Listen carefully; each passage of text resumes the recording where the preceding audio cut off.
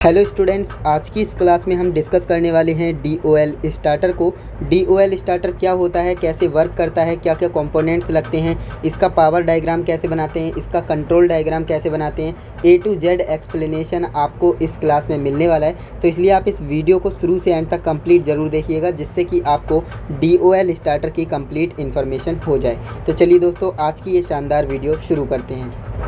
तो दोस्तों, DOL starter को समझने से पहले आपको ये पता होना चाहिए कि DOL स्टार्टर में क्या क्या कंपोनेंट्स लगते हैं। अगर हमसे कह दिया जाता है कि DOL स्टार्टर के कनेक्शन करिए, तो हमें ये तो पता होना चाहिए कि इसमें क्या क्या कंपोनेंट्स लगेंगे। अब देखिए, ये क्वेश्चन आपसे जो है इंटरव्यू में भी पूछ लेते हैं। अगर आप इलेक्ट्रिकल का इंटरव्यू देने जाएंगे तो वहाँ पर आपसे पूछ लेंगे कि DOL का आप सर्किट डायग्राम बना सकते हैं या नहीं, है ना। तो वो आपको बताना रहेगा।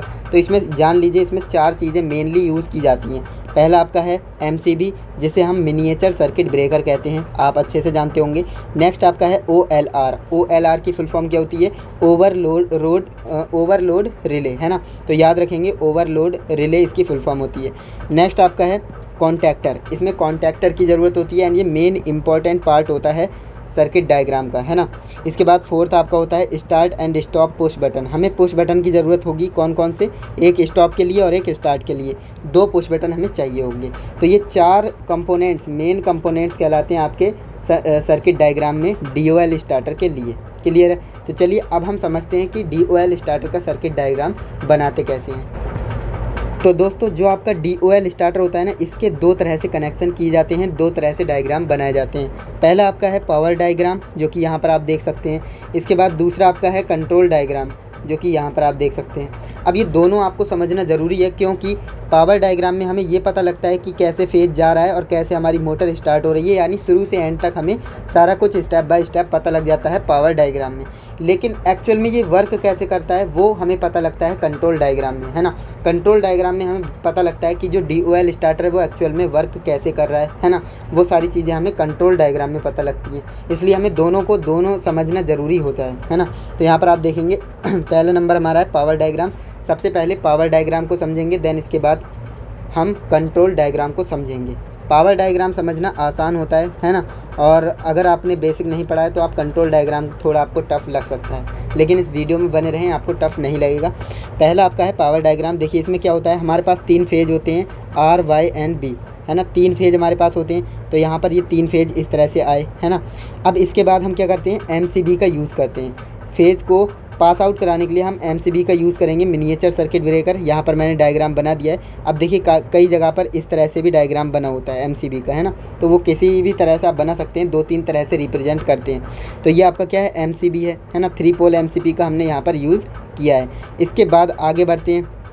तो यहाँ पर हम क्या लगाते हैं, कॉन्टैक्टर लगाते हैं। ये कॉन्टैक्टर का सिंबल होता है, याद रखेंगे। कॉन्टैक्टर हम इस तरह से बनाते हैं, है ना। तो ये हमारे क्या हो गए, कॉन्टैक्टर हो गए।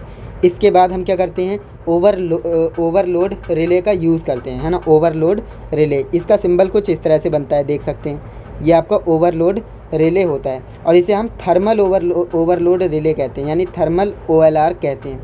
थर्मल ओवरलोड रिले का क्या काम होता है मैं आगे आपको समझाऊंगा। इसके बाद हम क्या करते हैं, ये जो हमारे R और Y और B हमारे पास आए थे, इन्हें हम क्या करते हैं, मोटर में लगा देते हैं इस तरह से, है ना। और मोटर हमारी क्या करती है, रन करना शुरू कर देती है। तो ये होता है पूरा पावर डायग्राम। अब पावर डायग्राम में आपने देखा ज़्यादा कुछ नहीं था, बहुत आसान था, समझ में भी आपके आ गया होगा, है ना। 3-4 स्टेप में कंप्लीट हो गया। पहले MCB लगाएंगे, देन कॉन्टैक्टर लगाएंगे, देन ओवरलोड रिले लगाएंगे और मोटर हमारी चालू हो जाएगी। इसके बाद मेन हमारा आता है कंट्रोल डायग्राम, है ना। इसे समझना ज़रूरी है, क्योंकि यही स्टूडेंट्स को कन्फ्यूज करता है। तो कंट्रोल डायग्राम क्या होता है समझते हैं एक बार। देखिए, ये फेज़ की लाइन जा रही है, हमने क्या किया, फेज़ का तार यहाँ से ले लिया। फेज़ का तार लेने के बाद हमने क्या किया, MCB के ज़रिए इसे निकाल दिया, है ना। MCB के थ्रू इसमें हमने निकाल दिया। MCB के बाद यहाँ पर आप ध्यान से देखेंगे तो ये हमारा किसका सिंबल है, ये हमारा स्टॉप पुश बटन का सिंबल है ना। स्टॉप पुश बटन का सिंबल है, इस तरह से बनाया जाता है।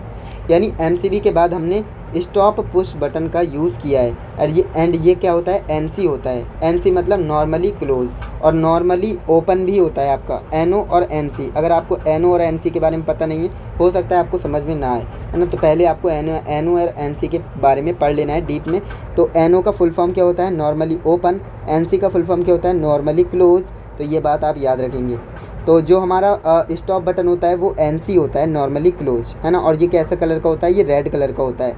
और जो हमारा स्टार्ट बटन होता है, स्टार्ट पुश बटन, वो हमारा ग्रीन कलर का होता है। कैसा होता है, ग्रीन कलर का होता है। और ये NO होता है, क्या होता है, NO होता है। समझ में आया। अब यहाँ पर आपने देखा MCB के बाद हमने जो है स्टॉप पुश बटन में फेज को ले गए, है ना, इस तरह से। इसके बाद क्या हुआ, इसके बाद यहाँ पर ओवरलोड रिले आ गई। यहाँ पर आपने देखा ये हमारी क्या है, ओवरलोड रिले है। अब देखिए यहाँ पर आप कहेंगे कि आपने ओवरलोड रिले बाद में लगाई है ना, और यहाँ पर आपने पहले लगा दी। तो ये ओवरलोड रिले और कॉन्टैक्टर का आपस में इंटरचेंज हो सकता है, कोई दिक्कत वाली बात नहीं होती है ना। आप इसका सीक्वेंस बदल सकते हैं, ओवरलोड रिले को कॉन्टैक्टर से पहले लगा दीजिए या फिर बाद में लगा दीजिए, कोई फ़र्क नहीं पड़ता है। इसके बाद ओवरलोड रिले हमने लगाया। इसके बाद क्या किया हमने, स्टार्ट बटन लगाया, है ना। ये क्या है, स्टार्ट पुश बटन हमने यहाँ पर लगा दिया। इसके बाद हमारा आ गया कॉन्टैक्टर। यहाँ पर आपने देखा ये कॉन्टैक्टर हमारे लास्ट में आया। अब कॉन्टैक्टर में हमारे 2 पॉइंट्स होते हैं, A1 और A2, है ना। A1 और A2। A1 पे हमें फेज़ मिल रहा है ना, जो कि हमारा यहाँ से यहाँ तक फेज़ आ रहा है ना। यहाँ पर एक वायर होता है जिसे हम डायरेक्ट न्यूट्रल दे देते हैं, है ना। तो फेज़ न्यूट्रल कॉन्टैक्टर को यहाँ से मिल जाता है। अब यहाँ पर आपको एक चीज़ मैं समझाना चाहूँगा, जैसे हमने ये डीप वाला कंसेप्ट समझ लिया कि कंट्रोल डायग्राम में क्या क्या होता है, कैसे करंट जाता है ना। तो फेज़ का सीक्वेंस क्या रहता है वो आपको समझ में आ गया होगा। अब यहाँ पर आपने देखा ये हमारे क्या है, पुश बटन है। और पुश बटन कैसे काम करता है, अब जैसे मान लीजिए ये मेरे पास पुश बटन है, तो जब तक मैं इसे दबा करके रखूँगा तब तक वर्क करेगा। जैसे ही मैं इसे छोड़ दूँगा ये वर्क करना बंद कर देता है ना। ये होता है कंडीशन पुश बटन के साथ। तो हम क्या करते हैं ना, स्टार्ट पुश बटन के पैरेलल में, ध्यान से समझिएगा, स्टार्ट पुश बटन के पैरेलल में हम क्या करते हैं, एक ऑक्सिलरी कॉन्टैक्ट लगाते हैं। क्या लगाते हैं, ऑक्सिलरी कॉन्टैक्ट लगाते हैं। ये क्यों लगाते हैं, क्योंकि अभी मैंने आपको बताया कि हम इसे अगर छोड़ दें, यानी मान लीजिए मैंने इसे प्रेस करके रखा है तब तो वर्क कर रहा है, जैसे ही मैंने इसे छोड़ दिए तो ये वर्क करना बंद कर देगा। तो ऐसा तो है नहीं कि हम एक बंदे से कहेंगे चल तो यहाँ पर जो है इस बटन को दबा करके रख, है ना। तो ऐसा तो होगा नहीं।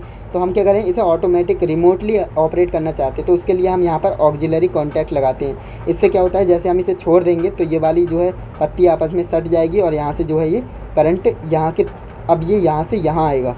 ध्यान से समझिएगा, अगर ये हमने पुश बटन दबाया तब तो करंट यहाँ से यहाँ जाएगा, फेज़ है ना। जैसे ही मैंने इसे छोड़ दिया तो ये करंट जो है यहाँ से यहाँ जाएगा। समझ में आया। तो ये कॉन्टैक्टर को ऐसे फेज़ यहाँ से मिल जाता है। तो ये हमारा होता है डायग्राम, कंट्रोल डायग्राम, जो कि DOL स्टार्टर का होता है। काफ़ी आसान है, अगर आपके प्रैक्टिकल में बनाने के लिए आए बना सकते हैं। अगर आपसे इंटरव्यू में पूछा जाए तब भी आप same as it is diagram बना सकते हैं। क्लियर है। इलेक्ट्रिकल के वीडियो देखने के लिए आप इस चैनल को ज़रूर सब्सक्राइब करिएगा। बाकी अगर आपको वीडियो अच्छी लगी है तो वीडियो को लाइक एंड चैनल को सब्सक्राइब ज़रूर करें, जिससे कि आने वाली वीडियोस आपको मिल पाएँ। एंड अगर आपने अभी तक इस वीडियो को शेयर नहीं किया है तो अपने दोस्तों के साथ भी शेयर कर दीजिएगा। बाकी आप प्यारा सा कमेंट कर सकते हैं। हम मिलते हैं नेक्स्ट इंटरेस्टिंग इन्फॉर्मेटिव वीडियो के साथ। तब तक के लिए जय हिंद, वंदे मातरम।